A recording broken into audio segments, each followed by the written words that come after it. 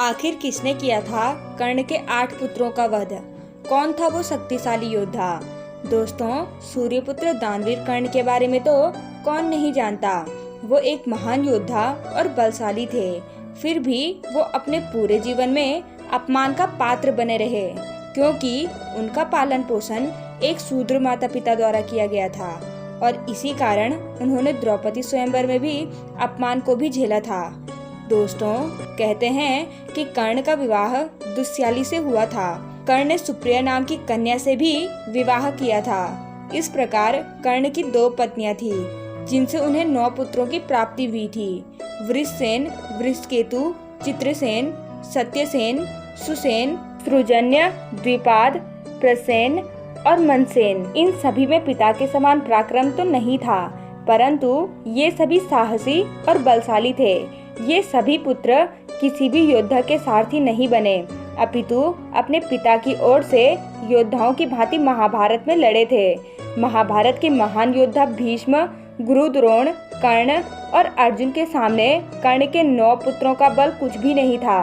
फिर भी उनके इन पुत्रों ने साहस दिखाते हुए अपने पिता की ओर से युद्ध करने का निश्चय किया था और इनमें से 8 पुत्र तो मारे भी गए थे। जी हाँ दोस्तों, मनसेन ने युद्ध में सबसे शक्तिशाली पांडव भीम से युद्ध किया था और भीम के द्वारा ही वो वीर गति को प्राप्त हुए थे।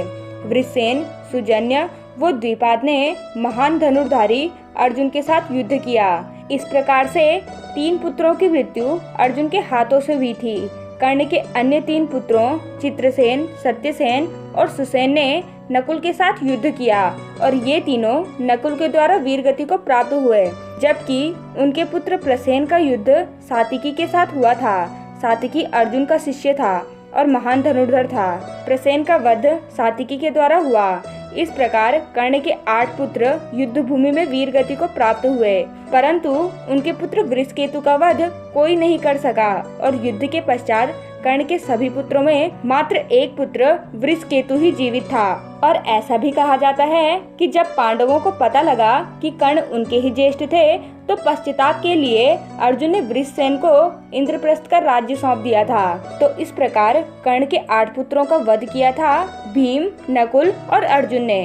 तो दोस्तों, उम्मीद करते हैं कि आपको आज की हमारी ये वीडियो अच्छी लगी हो और ऐसी ही ज्ञानवर्धक वीडियो देखने के लिए हमारे इस चैनल को सब्सक्राइब कर लीजिए।